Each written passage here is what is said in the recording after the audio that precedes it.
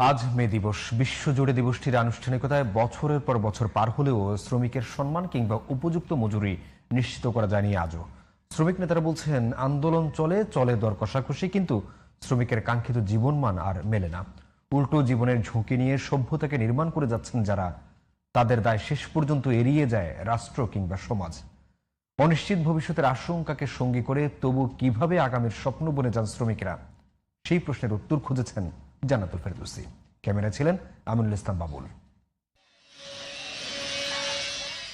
শ্রম ছাড়া অর্থনীতির চাকা অচল, অথচ শ্রমের মর্যাদা নির্ধারণী আন্দোলনের আজ ১৪০তম বছর।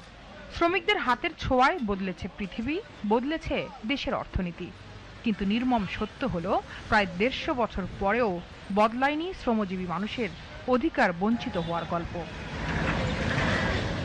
ছুটে চলছে পৃথিবী, তার সাথে পাল্লা দিয়ে ছুটছে শ্রমিকদের দুই হাত। রোদ বৃষ্টির বালাই নেই, নেই আগুন পানির ভয়। ঝালাই মেশিনে ফোসকা পড়া হাত আর পোড়া চোখে শুধু সংসার চালানোর স্বপ্ন।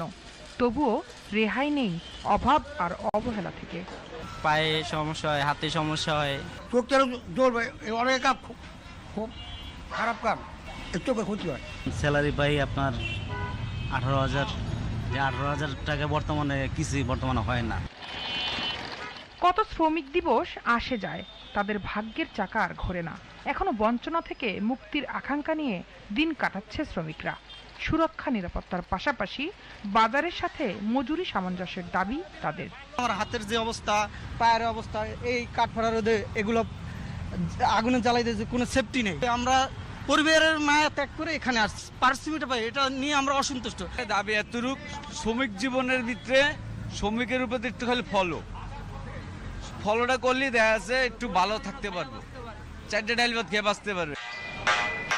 নতুন সরকারের কাছে শ্রমিকদের মর্যাদা, ন্যায্য মূল্য ও নিরাপত্তা নিশ্চিতের দাবি তুলে ধরার কথা জানালেন শ্রমিক নেতারা। আমি কাজ করতে এসে আমি মারা যাবো এবং সেখানে একটা হ্যান্ডসাম অ্যামাউন্টের ক্ষতিপূরণ পাবো। This is not the my aim. আমাদের পরিকল্পনা যেটা, সেটা হচ্ছে আমাদের যে ক্ষতিপূরণ, যেটা দুর্ঘটনা পড়লে সেটা ক্ষতিপূরণের ব্যাপারে আমাদের অবশ্যই ফাইট করবো আমরা সরকারের সাথে। শুধু মুখের বুলি নয়, শ্রমিকদের নিরাপত্তায় শক্তিশালী পদক্ষেপ গ্রহণের আশ্বাস সরকারের মুখপাত্রের। আমাদের শ্রমিকরা যেন অর্থনৈতিকভাবে ধীরে ধীরে স্বনির্ভর হয়ে ওঠেন এবং তারা যেন সামাজিকভাবে প্রাপ্য মর্যাদাটুকু পান, এবং ওনারা যেন এমন একটা এনভায়রনমেন্টে কাজ করতে পারেন যেটা সত্যিই নিরাপদ, যেখানে একই সাথে ওনাদের জন্য আমরা সম্মান নিশ্চিত করব, যেখানে ওনাদের জন্য আমরা সমৃদ্ধি নিশ্চিত করব, এবং যেখানে শ্রমিক, মালিক এবং সরকার কাঁধে কাঁধ মিলিয়ে এই দেশটাকে সামনের দিকে এগিয়ে নিয়ে যাবে। পরিবারকে একটু ভালো রাখতে নিজের জীবনের ঝুঁকি নিতেও দ্বিধা করে না শ্রমিকরা। তারপরও তাদের অধিকার আদায়ে যুগ যুগ ধরে করতে হচ্ছে সংগ্রাম, লড়াই, ঝরাতে হচ্ছে রক্ত। আর কত শ্রম বিক্রি করলে নিজেদের জীবন বিকশিত হবে? সরকারের কাছে এমন প্রশ্ন নিয়ে মে দিবস কাটাচ্ছেন শ্রমিকরা। জান্নাতুল ফেরদৌসী, জিটিভি নিউজ, ঢাকা।